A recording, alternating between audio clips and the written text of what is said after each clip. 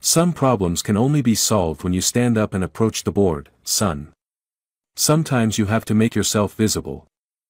What happens when a brilliant young black student who's been silenced, humiliated, and physically harmed by his own teacher finally decides to stand up, not just because of his injured back, but for his dignity? When Ms. Valletta saw Matthews walk to the blackboard that day, she whispered, "Remember your scholarship, Mr. Jackson." His response: "Some things matter more than scholarships, Ms. Valletta." No one expected what happened next, a mathematical revelation that would change Westridge High forever and crack open doors that had remained closed to students like him for generations. Don't miss this powerful story of brilliance, resilience, and transformation. Dear viewer, if you are watching my story for the first time, I humbly request you write the location from where you are watching right now, subscribe this channel and press the bell icon now not to miss the notifications of my daily published new stories. Thank you, and let's dive into the full story. Matthews Jackson stood at the back of the classroom, his tall frame casting a long shadow across the polished floor of Westridge High. Unlike his classmates who lounged comfortably in their seats, Matthews remained standing, his eyes fixed on his notebook. It wasn't defiance that kept him on his feet, it was necessity. The dull ache in his lower back had become his constant companion, a daily reminder of Ms. Valletta's fury 3 months ago. "Mr. Jackson, your insistence on standing is disruptive," Ms. Valletta announced, her voice cutting through the pre-class chatter. Her blonde hair was pulled back in a tight bun, matching the rigidity of her teaching style. "Are you trying to make some sort of statement?" "No, ma'am," Matthews replied softly. You just what? Think you're too good for the furniture we provide?" She smirked, and several students snickered. Matthews swallowed hard. How could he explain that sitting sent shooting pains through his spine ever since she'd pushed him into the metal edge of her desk for talking back, when he'd simply asked for clarification on a problem? The incident had been quietly buried, her word against his, and at Westridge High, Ms. Valletta's 20 years of tenure carried more weight than the word of a scholarship student from the East Side. "Leave the standing man alone, he's probably practicing for his future job as a security guard," jeered Blake Thompson, son of the school board president. The classroom erupted in laughter. Ms. Valletta did nothing to quell the mockery. Instead, she turned to the blackboard and began writing equations with aggressive chalk strokes. "Today we're diving into advanced calculus. I expect most of you to keep up." Her eyes briefly met Matthews', a silent challenge in her gaze. He understood the unspoken message, she didn't include him in "most of you." As class progressed, Matthews absorbed every word, every formula, his mind racing ahead of Ms. Valletta's explanations. He'd recognized 3 errors in her work already but stayed silent. Experience had taught him the cost of correcting her. "Equations don't care about your feelings," Ms. Valletta announced to the class. "They only respond to precision and intelligence." Her gaze swept the room but lingered pointedly on Matthews. "Some people simply don't have the natural aptitude for this level of thinking." Matthews gripped his pencil tighter, continuing to transcribe the lesson while mentally correcting her mistakes. In his notebook, hidden beneath basic classwork, were pages of his own mathematical explorations, formulas and solutions that went far beyond the AP calculus curriculum. When the bell finally rang, Matthews waited for the room to empty before approaching the door. As he passed Ms. Valletta's desk, she spoke without looking up from her papers. "Mr. Jackson, your scholarship requires AB average. You're hovering dangerously close to AC in my class. Perhaps standing isn't conducive to proper learning after all." The threat was clear. Matthews nodded silently and continued toward the door, his back throbbing with each step. In the hallway, he passed a display case filled with academic trophies, all bearing names from Westridge's wealthiest families. He paused briefly, imagining a plaque with his own name, before continuing on his way, invisible once more. The small apartment Matthews shared with his grandmother smelled of lemon polish and the evening's cornbread. He eased himself onto a cushioned stool at the kitchen counter, wincing slightly as he adjusted his position. "Bad day with that woman?" Grandma Esther asked, her eyes sharp despite her 73 years. Nothing escaped her notice, especially when it came to her grandson. Same as always, Matthews replied, spreading his textbooks across the worn countertop. Ms. Valletta made sure everyone knows I don't belong there. Grandma Esther placed a plate of food beside his books. Belonging isn't given, child. It's claimed. She tapped his calculus textbook.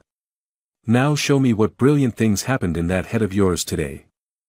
This was their ritual. Each evening, Matthews would translate the day's mathematics into terms his grandmother could understand. She'd never finished high school herself, but her natural intelligence and curiosity made her the perfect audience. Today we worked on differential equations, Matthews explained, flipping past the assigned homework to show her the elegant solutions he developed during class. Ms. Valletta taught one approach, but I found a different way. Grandma Esther studied the complex symbols that filled the page.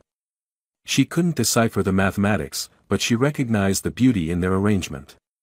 Your father had the same gift, she said softly. He could see patterns where others saw chaos. Matthews nodded, the comparison to his late father both a comfort and a wound. His parents' car accident 8 years ago had left him with only photographs and Grandma Esther's stories, and perhaps this inherited affinity for numbers. There's a special formula Ms. Valletta mentioned today, Matthews continued, turning to a fresh page. She said it stumped even college professors. His pencil moved across the paper, breaking down the problem into components. But I think there's a way to approach it by combining two different branches of mathematics.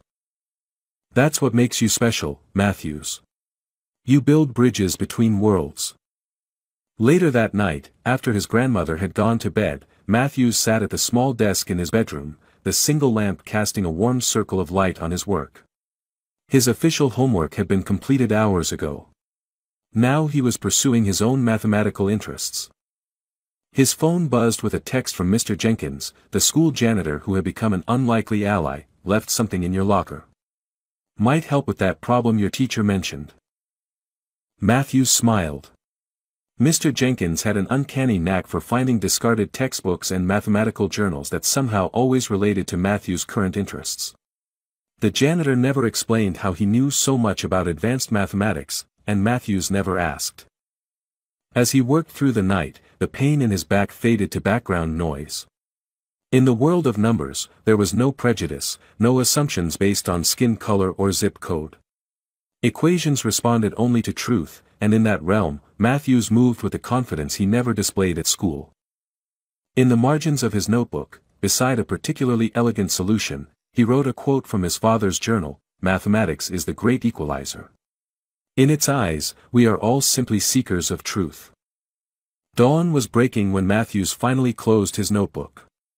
He had found a potential approach to the impossible formula, not a complete solution yet, but a promising path. For the first time in weeks, he fell asleep with a sense of possibility rather than dread.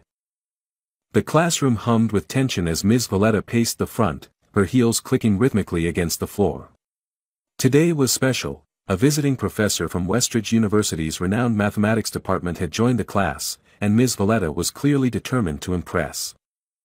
Professor Harris has graciously agreed to observe our class as we tackle a particularly challenging formula, she announced, gesturing to the distinguished older man seated near her desk.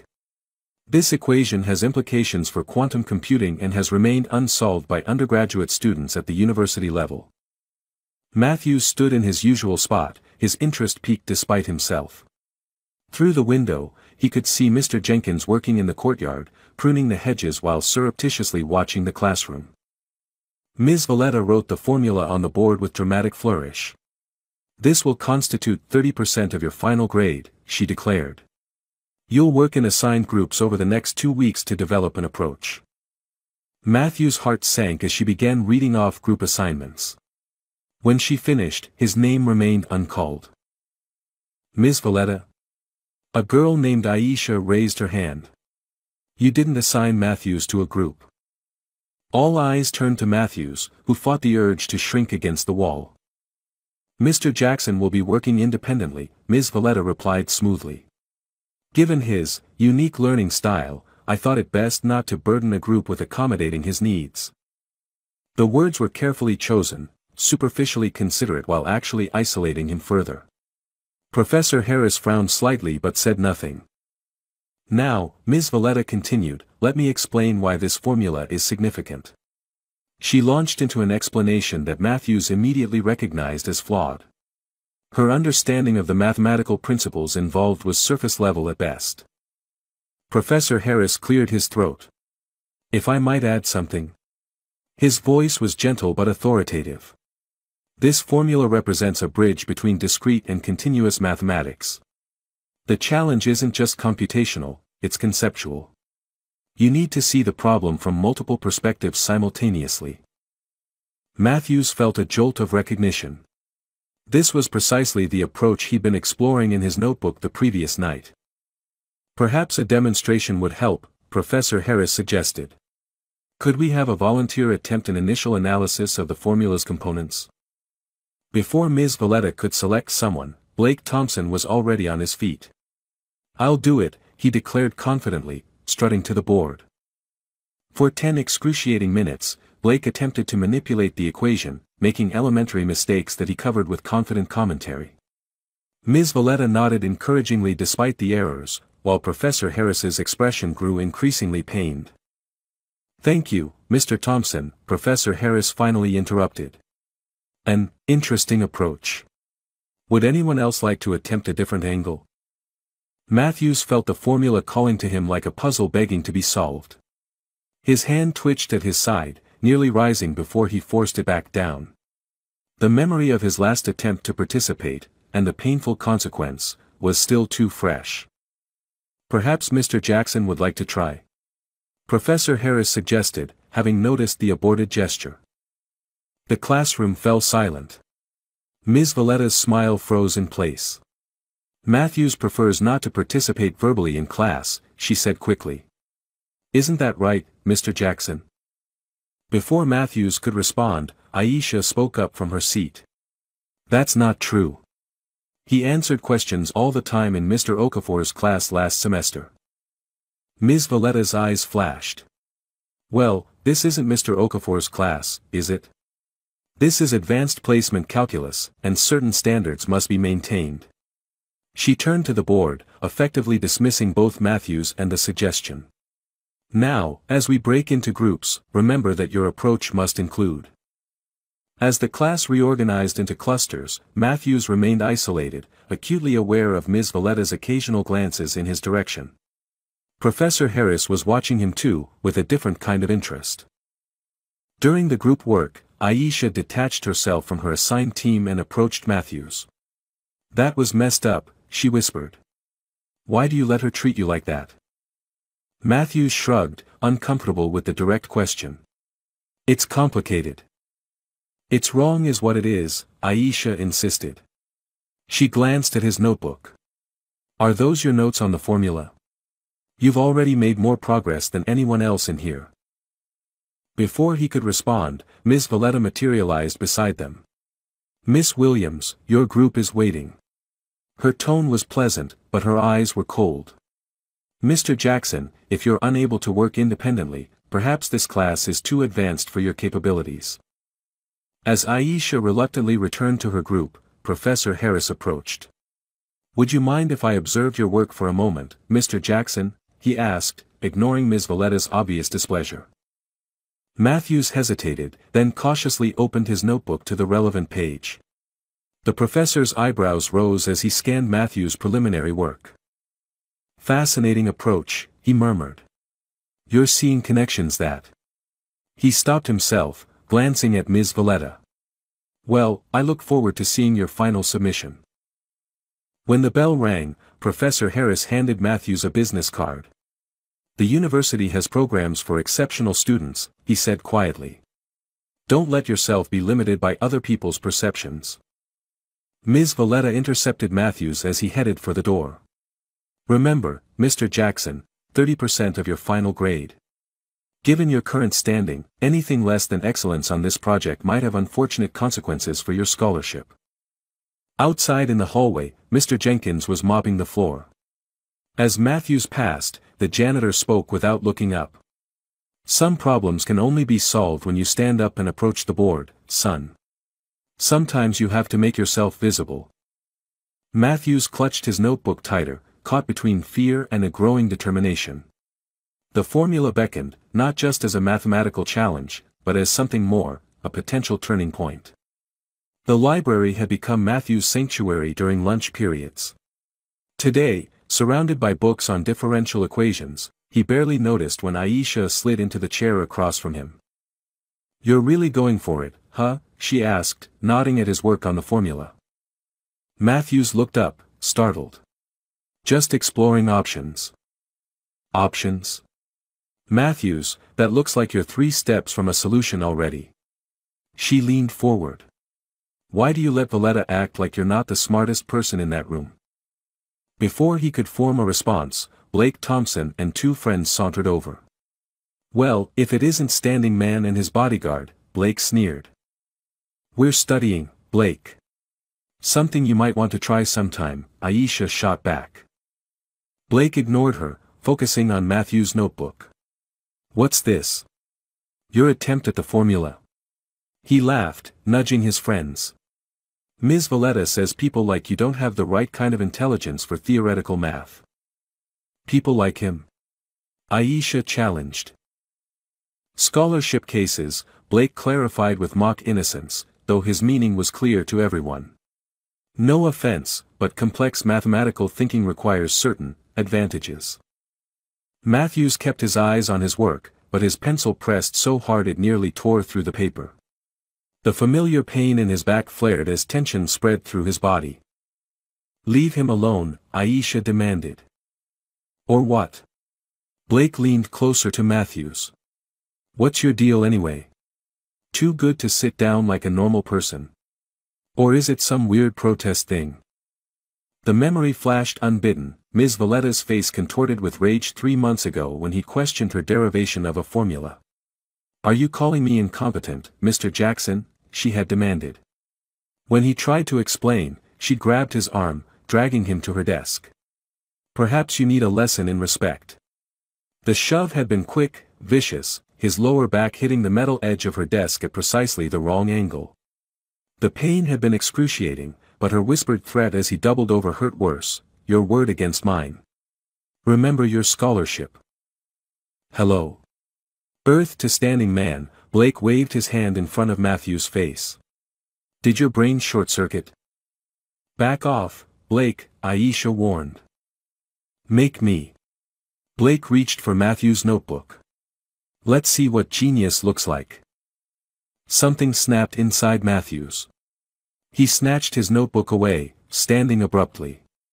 "Don't touch my work." Blake's eyes widened in mock fear.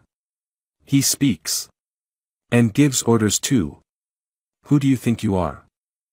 "Someone who understands the formula better than you ever will," Matthews replied, surprising himself with his boldness. Blake's amusement morphed into anger. "Prove it, then. Or are you all talk?" "I don't have to prove anything to you." "No, you just have to stand in the back of the class like a weirdo while the rest of us do real math." The librarian finally noticed the commotion. "Is there a problem here?" "No problem," Blake replied smoothly. "Just discussing the formula project." As the librarian moved away, he hissed at Matthews, "Ms. Valletta's already decided your grade, Standing Man. You're done at Westridge." After they left, Aisha studied Matthews with concern. "What really happened between you and Valletta? Why can't you sit down?" Matthews hesitated, then slowly explained the incident, showing her the still visible bruise on his lower back where the desk edge had caused a minor spinal contusion.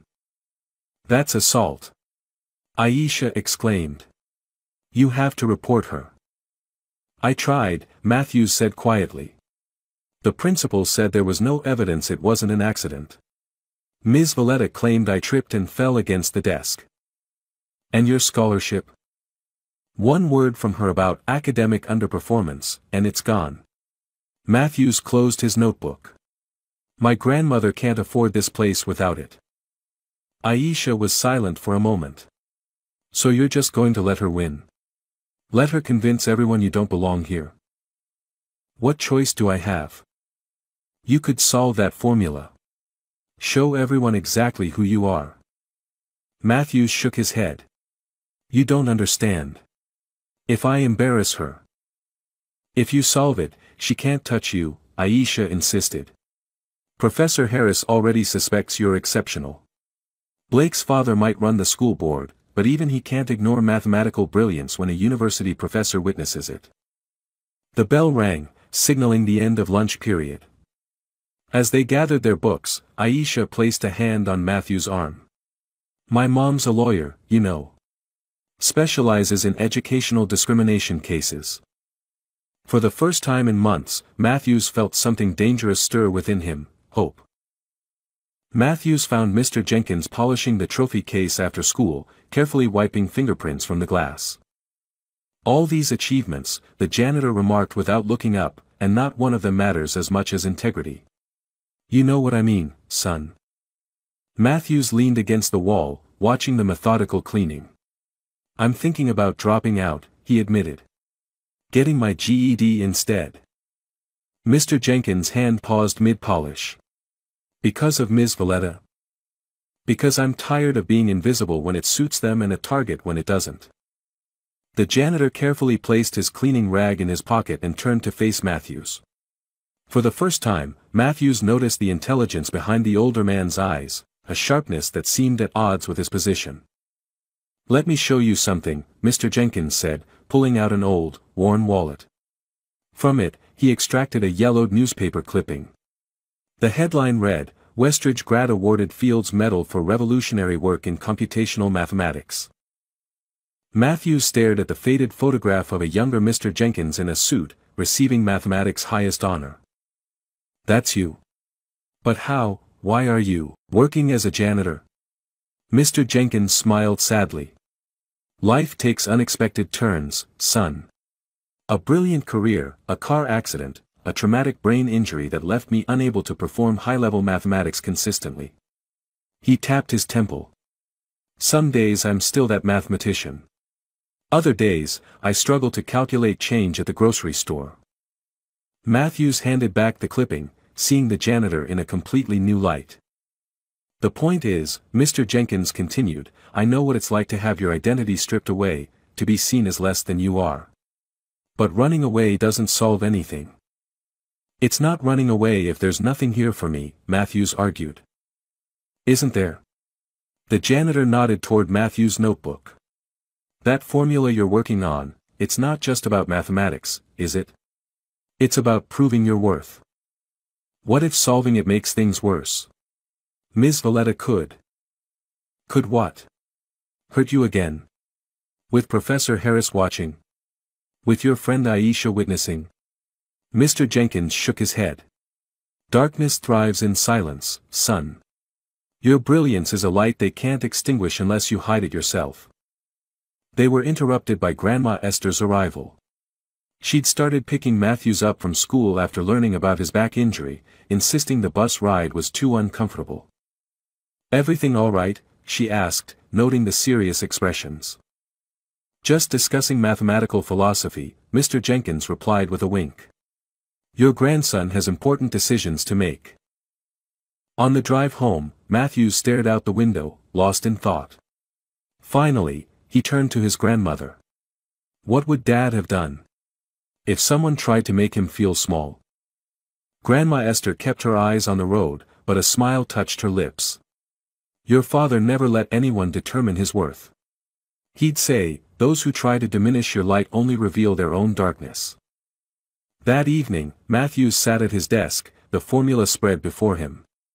The solution was taking shape, becoming clearer with each iteration.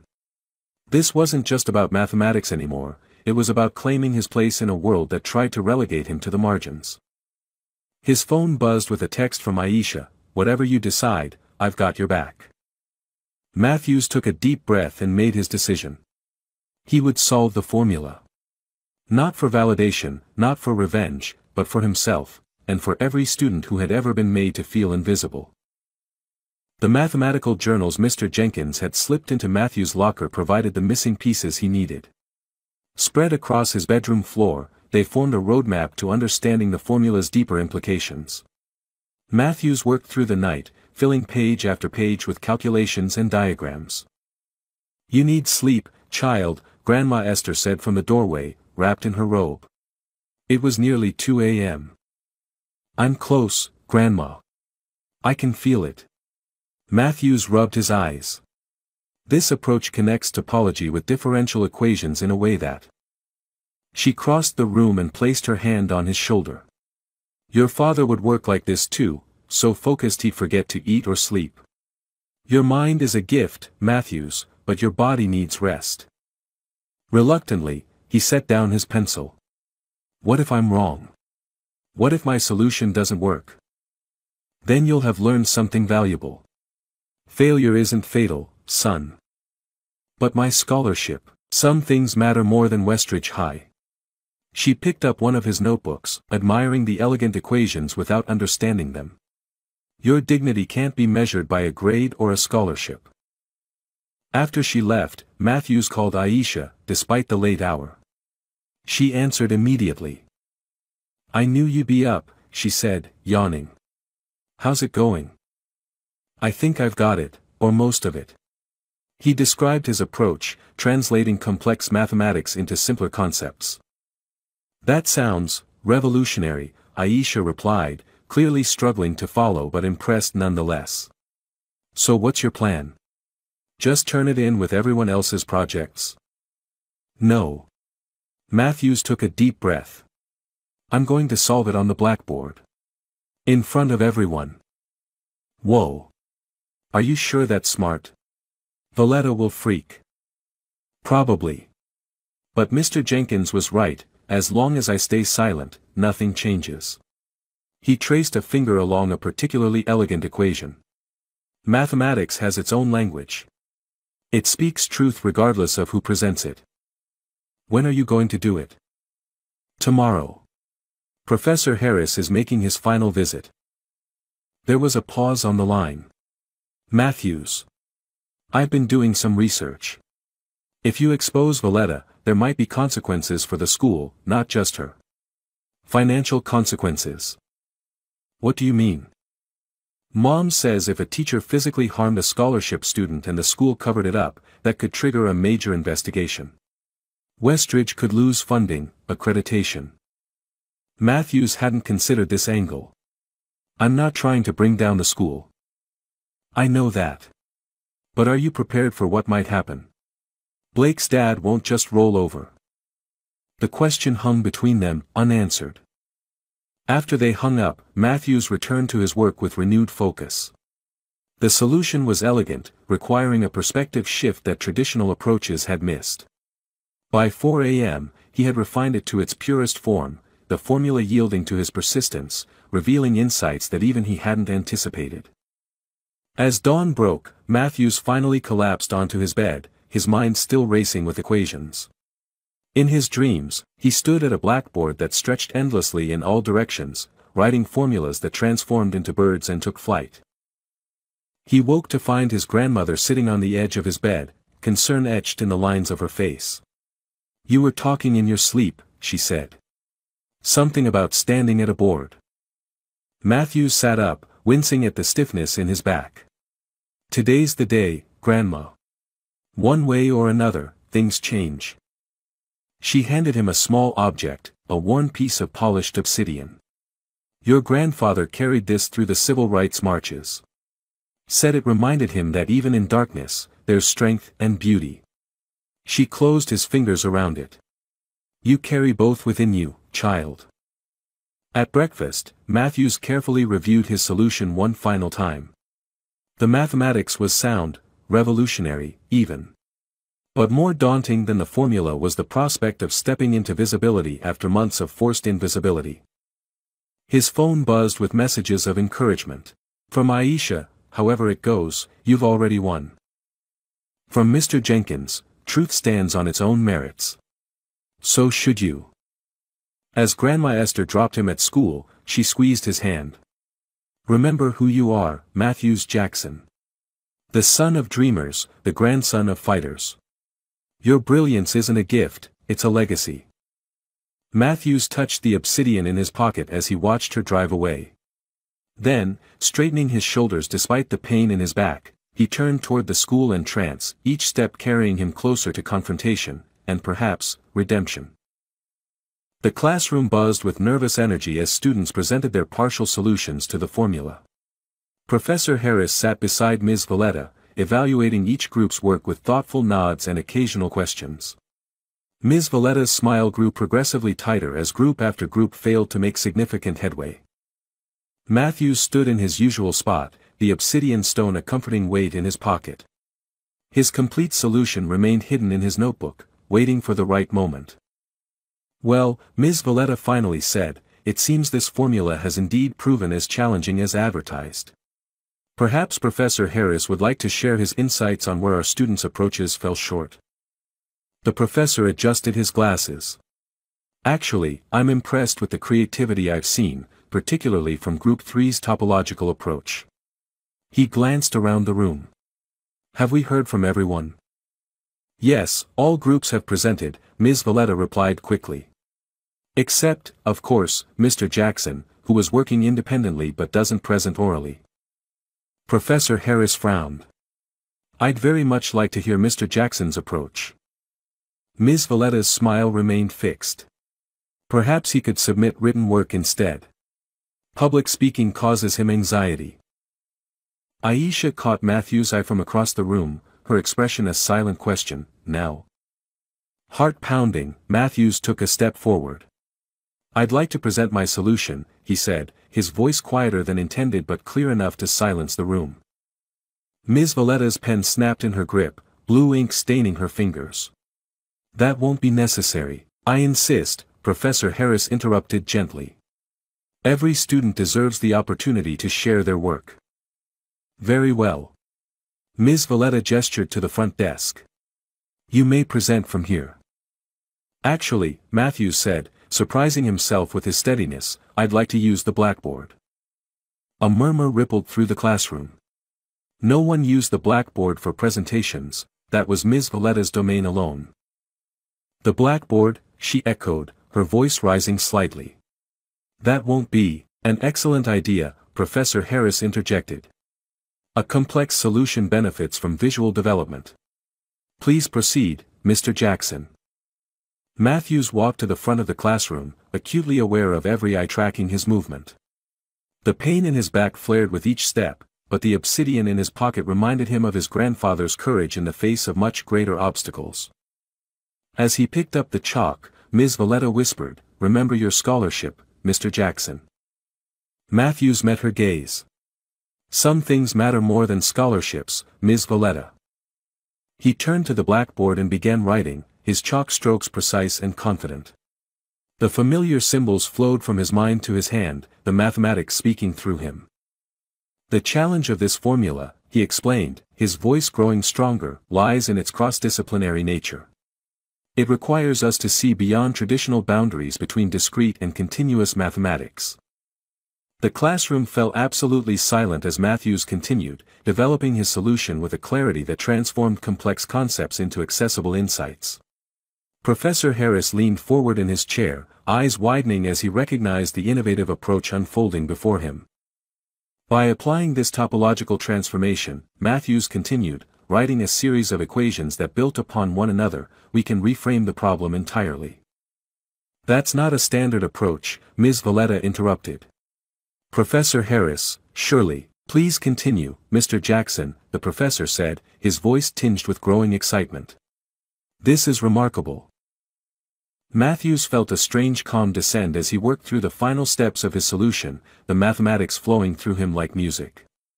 He was no longer the invisible student at the back of the class, he was simply a mathematician, speaking the universal language of patterns and relationships. As he wrote the final equation, he turned to face the class.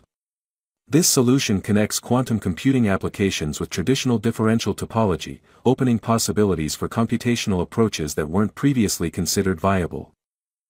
Professor Harris was on his feet, examining the board with barely contained excitement. "This is extraordinary. You've created a bridge between theoretical frameworks that most doctoral candidates wouldn't attempt." Ms. Valletta's face had drained of color. "Surely he must have copied this from somewhere.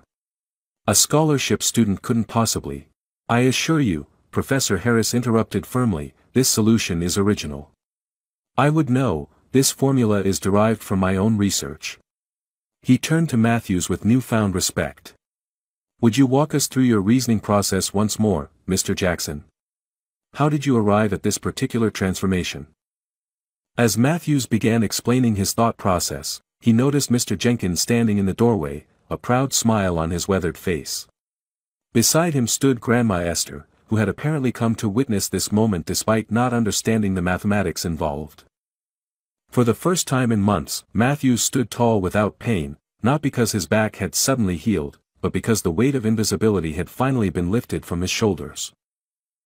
The essential insight, Matthews explained, moving confidently along the blackboard, came when I realized we could reimagine the spatial relationships within the formula. His chalk traced elegant curves and symbols as the class watched in stunned silence. Professor Harris nodded enthusiastically. You're applying Thurston's geometrization approach to a computational problem. Brilliant. A memory flashed through Matthew's mind, sitting on his father's lap at age 6, watching him trace similar patterns in a notebook. Mathematical thinking isn't linear, his father had explained. Sometimes you have to circle around a problem to see its true shape. Mr. Jackson, Ms. Valletta interrupted, her voice brittle, where exactly did you learn these techniques? They're certainly not part of our curriculum. Before Matthews could answer, Professor Harris spoke up. That's precisely what makes this so remarkable. He's synthesizing knowledge across mathematical disciplines that most students wouldn't encounter until graduate-level studies. Blake Thompson raised his hand. He must have cheated. Probably found the solution online. That would be impossible, Professor Harris replied. This formula was developed specifically for this class visit. It hasn't been published anywhere. Ms. Valletta's face flushed. Nevertheless, I find it hard to believe that a student who's consistently underperformed in my class could suddenly produce work of this caliber. Underperformed? Aisha stood up. Matthews has the highest test scores in the class. I've seen the grade sheets when I helped you file papers last month. A murmur spread through the classroom. Ms. Valletta's knuckles whitened around her pen. That's confidential information, Miss Williams. Professor Harris studied Ms. Valletta with growing concern. Perhaps we should continue this discussion after class. For now, I'd like Mr. Jackson to complete his explanation. Matthews returned to the board, but Ms. Valletta stepped between him and the partially completed demonstration. I think we've seen enough. Mr. Jackson, please take your seat, or rather, your standing position. Actually, Matthews replied calmly, I'd like to finish explaining the solution. I said that's enough. Ms. Valletta's voice rose sharply. This is still my classroom. Professor Harris stood up. Ms. Valletta, I must insist. No, you don't understand, she continued, her composed facade crumbling. This boy has been disrupting my classroom all semester with his defiance, standing instead of sitting like everyone else, silently judging my teaching methods. I stand because I have to, Matthews interrupted quietly. The classroom fell silent again. I stand because sitting sends pain shooting through my back where it was injured 3 months ago. Ms. Valletta's eyes widened. That was an accident. It wasn't an accident when you pushed me into your desk, Matthews continued, his voice steady despite his racing heart. It wasn't an accident when you threatened my scholarship if I reported what happened. The silence in the classroom deepened as students exchanged shocked glances. Ms. Valletta's face cycled through expressions, outrage, fear, calculation. These are serious accusations, she finally said, regaining some composure. Completely unfounded, of course. Perhaps your mathematical talents are matched by your imagination. From the doorway, Grandma Esther stepped forward. My grandson had no back problems before your accident. I have his medical records from both before and after that day. Mr. Jenkins moved beside her. I witnessed the aftermath. Found him in the hallway barely able to walk. And I have the text messages he sent me right after it happened, Aisha added, holding up her phone. Time-stamped and everything. Ms. Valletta's face hardened as she realized how quickly her position was deteriorating. Even if there was an incident, which I do not admit, one must consider the context. A disruptive student challenging a teacher's authority, by asking a question about a formula? Professor Harris asked quietly. Is that what precipitated this incident? Ms. Valletta turned to him, apparently seeking an ally. You don't understand what it's like teaching these scholarship students. They come here with chips on their shoulders, constantly looking to prove something. What I understand, Professor Harris interrupted firmly, is that I'm witnessing a mathematical prodigy who has apparently been subjected to both physical and educational abuse. He turned to Matthews. Please finish your explanation, Mr. Jackson.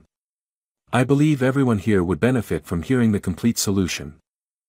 As Matthews returned to the board, Ms. Valletta backed toward the door. I need to speak with Principal Whitman immediately. This is insubordination. Actually, said a new voice from the hallway, Principal Whitman would like to speak with you.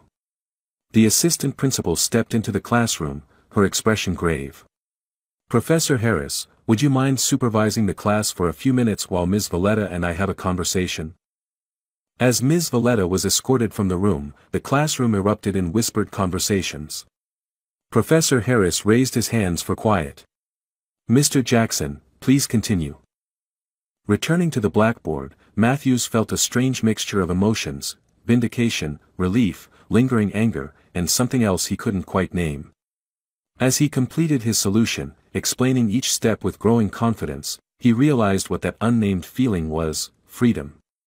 For the first time in months, he was standing not because of pain, but because it gave him the vantage point to share his vision of mathematical beauty with others. When he finished, Professor Harris approached the board, examining the elegant solution with obvious admiration. In 30 years of teaching mathematics, I've rarely encountered a mind like yours, he said quietly. Your approach doesn't just solve the formula, it transforms our understanding of what the formula means. As the bell rang, students gathered their belongings in subdued silence, the usual rush for the door replaced by thoughtful glances toward Matthews. Blake Thompson lingered, clearly struggling with something. That was impressive, Blake finally said, not quite meeting Matthews' eyes. I didn't know you could do math like that. You never asked, Matthews replied simply. The principal's office buzzed with tension as Matthews sat beside his grandmother, facing Principal Whitman across his imposing mahogany desk. Professor Harris and the assistant principal flanked them, while Mr. Jenkins waited outside. Let me be clear, Principal Whitman began, his jowls quivering with barely contained anger. These allegations against one of our most respected faculty members are extraordinarily serious. They're not allegations, they're facts, Grandma Esther replied calmly. My grandson has medical documentation of his injury. Documentation of an injury, yes, the principal countered, but the circumstances are disputed. Ms. Valletta maintains that Mr. Jackson tripped and fell against her desk during a behavioral incident. Professor Harris cleared his throat. If I may, Principal Whitman, the academic aspect of this situation is equally concerning. A student of Mr. Jackson's exceptional abilities has been systematically undergrad and discouraged in Ms. Valletta's class. That alone warrants investigation. The principal's expression soured further. Professor, with all due respect, you've observed one class period. Ms. Valletta has been teaching mathematics at Westridge for over 20 years. During which time, the assistant principal interjected quietly, we've received 7 formal complaints about her treatment of minority students. All were dismissed for lack of evidence. Principal Whitman shot her a warning glance. Those matters are confidential, Ms. Rodriguez. So is pushing a student and threatening his scholarship, Grandma Esther said, her voice steady but fierce. My grandson stays silent for months because he believes no one will believe him over a teacher. That silence ends today. A knock at the door interrupted them. The school secretary entered, looking uncomfortable. Sir, Ms. Williams and her mother are here. The mother is introducing herself as Aisha's parent and, as their attorney. Principal Whitman's complexion paled. Their attorney? Aisha and a sharp-suited woman entered the room. Denise Williams, the woman introduced herself, extending a business card. Educational discrimination law. My daughter has informed me of disturbing patterns of behavior regarding Ms. Valletta and other minority students, particularly scholarship recipients. Matthews watched the principal's demeanor shift as he examined the business card. The confidence that came from decades of authority began to crack around the edges. I've also just had a fascinating conversation with Mr. Jenkins in the hallway, Ms. Williams continued.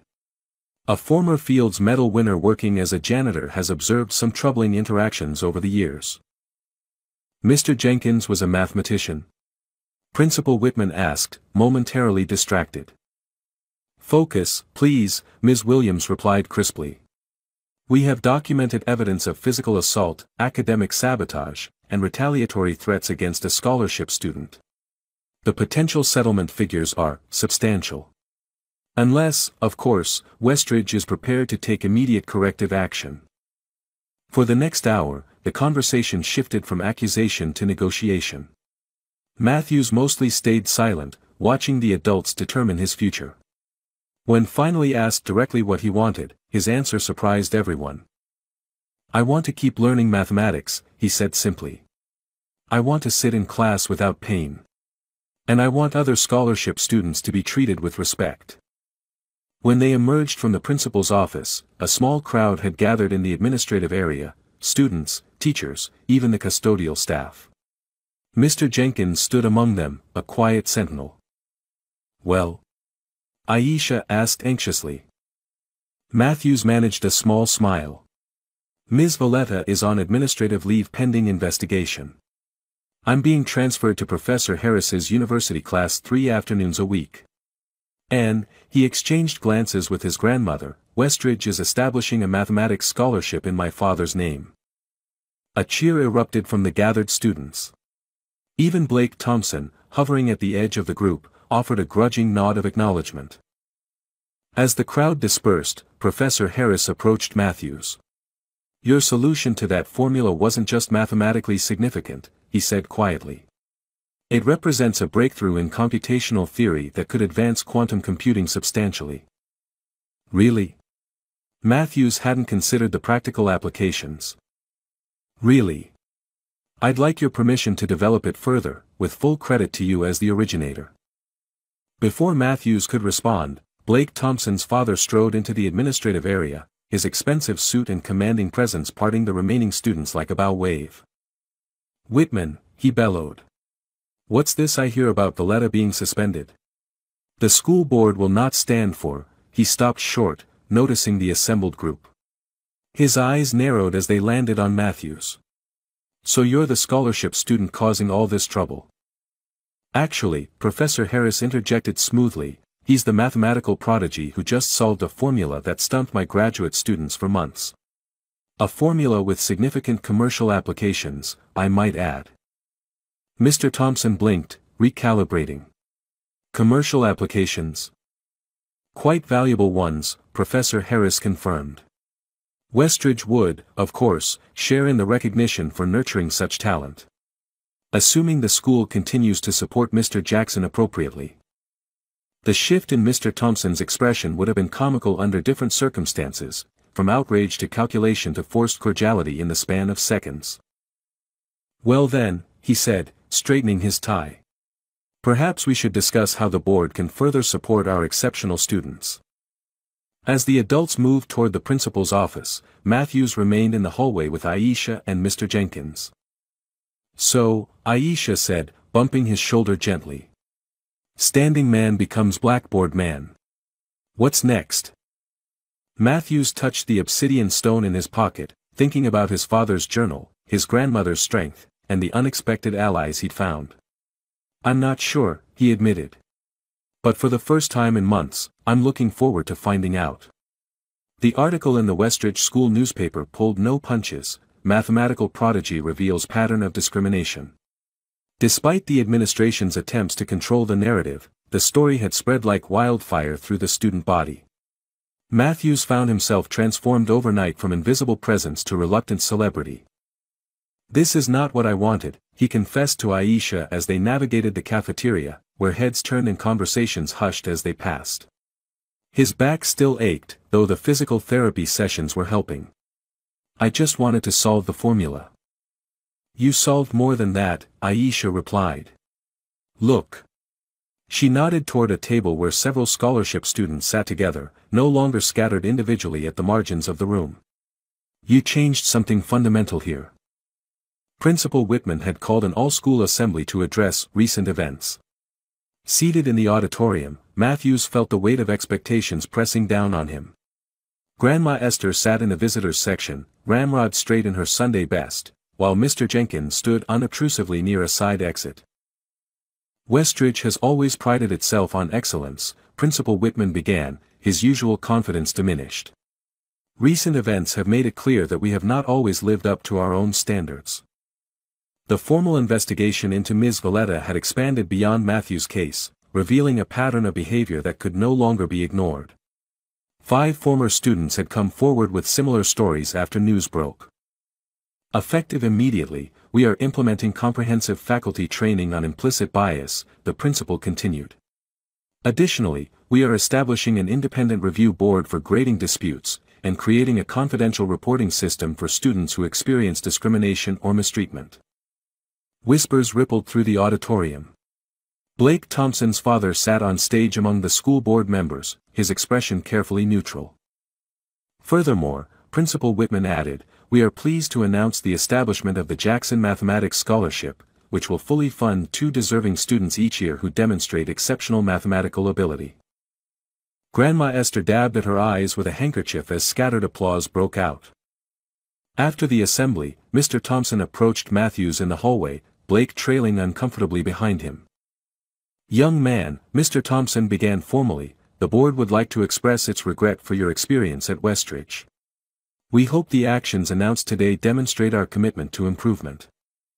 Thank you, sir, Matthews replied, noting how different this encounter was from their previous meeting. Professor Harris has explained the significance of your mathematical work, Mr. Thompson continued. The potential applications for quantum computing are substantial. Ah, Matthews thought. Now we get to it. My company has a significant interest in this field, Mr. Thompson continued. We would like to discuss possible internship opportunities, patents, development rights. Dad, Blake interrupted, looking embarrassed.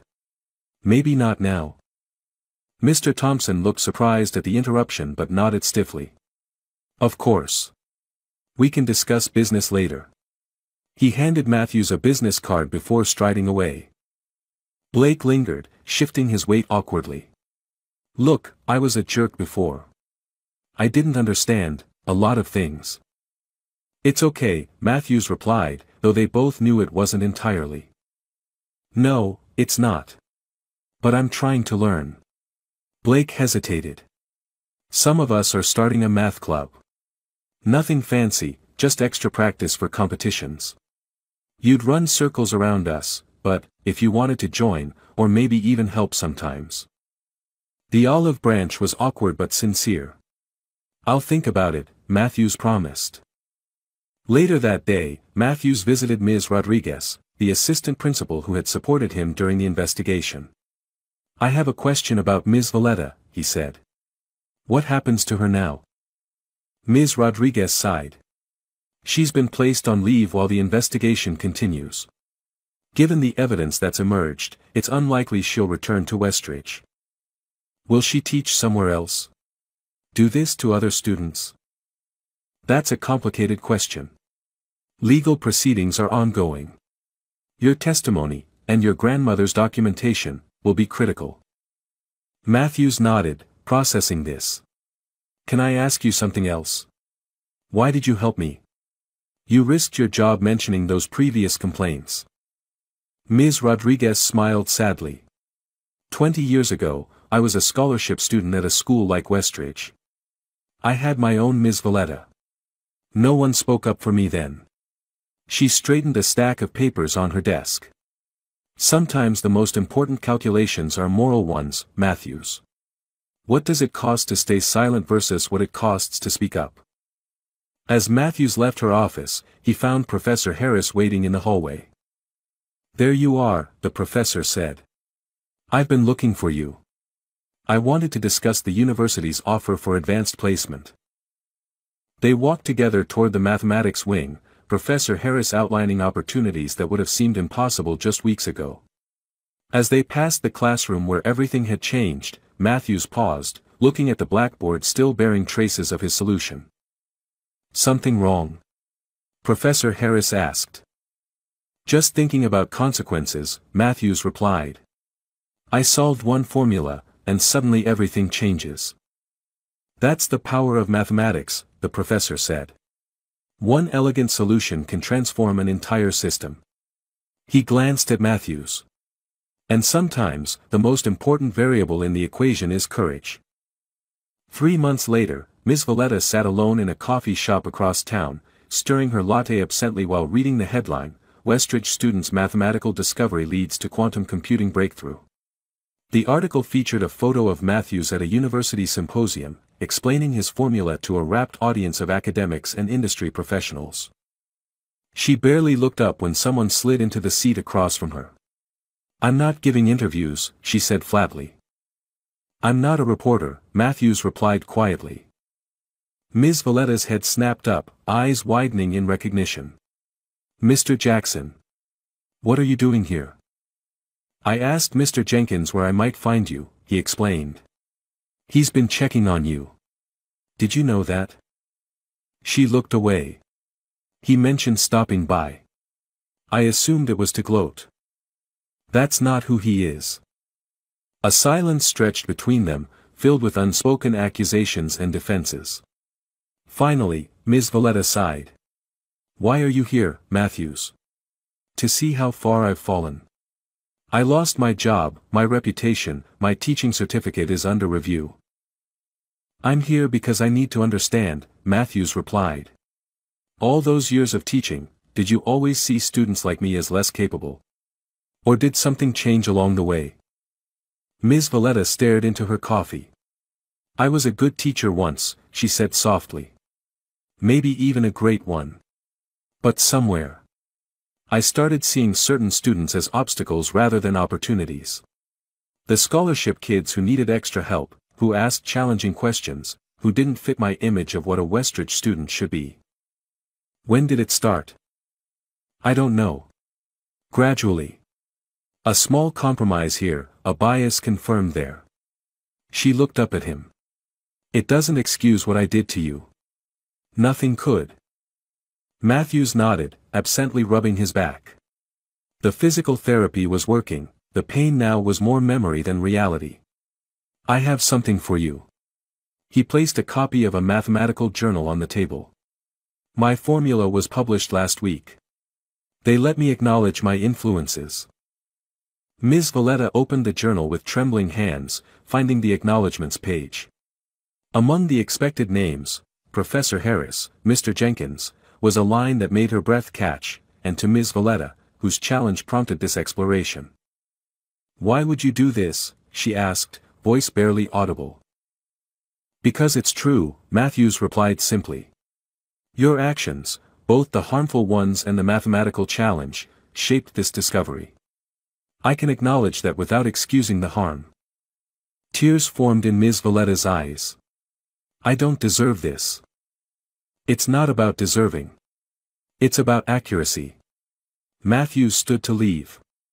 "Professor Harris says mathematics teaches us that transformation is possible, that any equation can be reworked with the right approach. Some mistakes can't be corrected," she said quietly. "Maybe not. But new equations can always be written." He paused. "Mr. Jenkins mentioned your tutoring at the community center now." She nodded. "It's all I could get. Mostly kids who've struggled in traditional classrooms." "That sounds like important work." As Matthews walked away, Ms. Valletta called after him, "You're standing, was it always because of the injury?" He turned back. "At first, yes. But later, it became something else. A reminder to stay true to myself, regardless of pressure to conform." "I'm sorry," she said, the words clearly difficult for her to voice. "For the pain I caused. For not seeing who you really were." "I know," Matthews replied. "That's why I came." Back at Westridge, changes were evident everywhere. The mathematics department now boasted diversity in both faculty and teaching approaches. The scholarship program had been expanded. Even Blake Thompson had undergone a transformation of sorts, channeling his privilege into organizing a peer tutoring program. In the hallway outside the math classroom, a glass case displayed Matthew's published formula alongside historical mathematical breakthroughs. Beneath it, a plaque read, "Mathematics teaches us that the most elegant solutions often come from unexpected perspectives." As Matthews studied the display, Aisha joined him. "Still feels weird seeing your name on the wall," she asked. "A little," he admitted. "But it's not really about me. It's about what's possible when barriers come down." "Speaking of possibilities," Aisha said, "did you decide on Professor Harris's offer? The university research position?" Matthews nodded. "I'm going to accept, but with conditions. I want to keep working with the scholarship students here part-time. Create a pipeline for others who might not see themselves as mathematicians yet." Mr. Jenkins approached, his janitor's keys jingling softly. "Building bridges between worlds," he observed. "Just like your formula does." Together, they walked toward the classroom where Matthews now helped teach an advanced mathematics section twice a week. Students were already filing in, including several faces that would have been unlikely in such a class before, scholarship students who had previously been overlooked, their potential untapped. "How's the back?" Mr. Jenkins asked quietly. "Better," Matthews replied. "But I still stand when I teach. Some habits become choices." At the front of the classroom, a new teacher, young, enthusiastic, with a background in both pure mathematics and education equity, was writing an equation on the board. She turned as Matthews entered. "Perfect timing," she said. "Would you mind demonstrating your approach to this problem? Sometimes students need to see that there are multiple valid paths to the same solution." Matthews nodded, taking the chalk she offered. As he approached the blackboard, he felt none of the trepidation that had once defined his school experience, only the quiet confidence of knowing exactly where he stood. The university auditorium buzzed with anticipation. 6 months after the blackboard confrontation, Matthews stood at the podium, preparing to present his work at the National Youth Mathematics Symposium. In the audience sat Grandma Esther, resplendent in her best dress, alongside Mr. Jenkins in a suit that had been stored away for decades. Professor Harris stepped forward to introduce him. "Mathematics is often considered a solitary pursuit," he began, "but the most profound mathematical discoveries emerge from community, from dialogue, challenge, and the courage to see differently." He gestured toward Matthews. "Few embody this truth more powerfully than our next speaker." As Matthews took the stage, he scanned the crowd, taking in the diversity of faces, many of them young, some bearing the cautious expressions of students who, like him, had not always been welcomed in academic spaces. "My journey with this formula began in silence," Matthews started, his voice steady and clear. "It continued in pain. But it found its resolution in community." He launched into his presentation, making the complex mathematics accessible without diminishing its elegance. In the third row, Ms. Valletta sat quietly, no longer the intimidating presence of his memory but simply a woman finding her way toward redemption.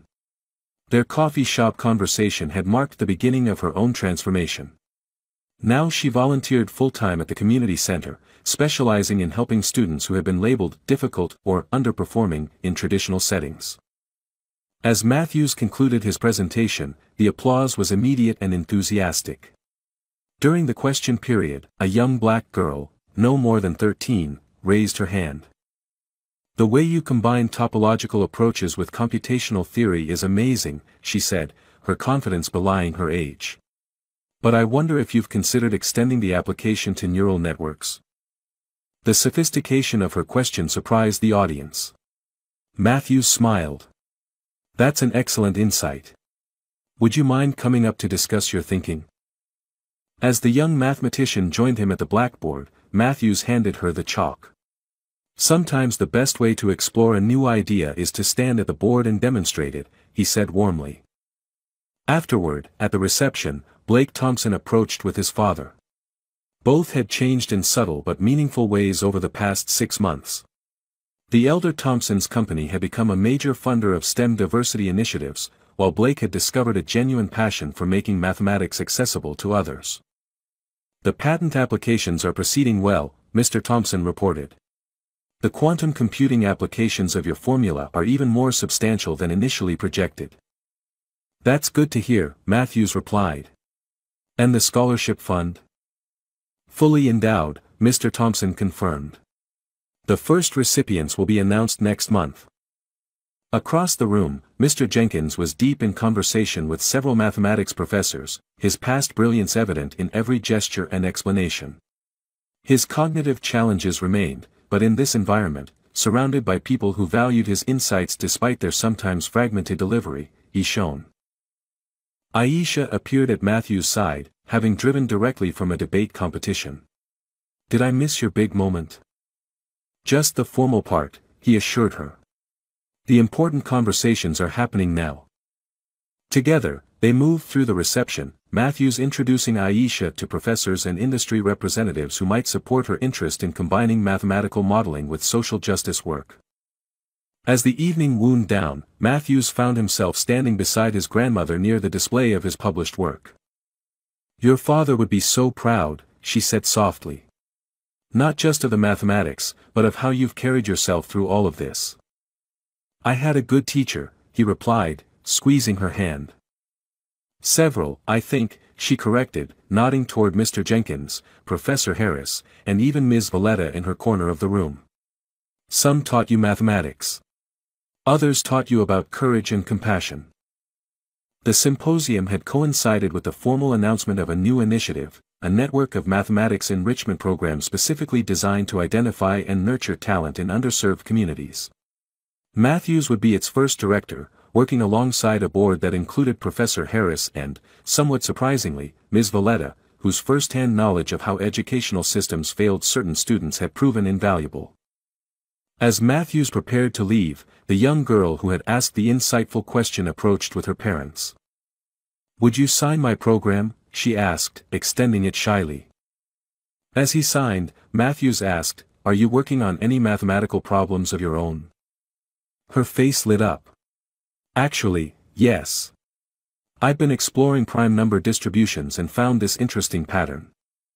Listening to her enthusiasm, Matthews recognized himself at that age, the passion for patterns, the thrill of discovery. But unlike his younger self, this girl would not have to stand alone. "Send me your work," he told her. "Our first summer institute is accepting applications next month." Outside the auditorium, the night sky was filled with stars, distant suns whose light had traveled immense distances to reach them. Matthews thought about trajectories, how a single moment of standing at a blackboard had altered not just his path but countless others. His back no longer pained him, the physical therapy had done its work. Yet sometimes in mathematics classes, he still chose to stand, not from necessity but as a quiet reminder that some perspectives can only be gained when one rises to one's full height, facing challenges directly. "Ready to go home?" Grandma Esther asked, joining him under the stars.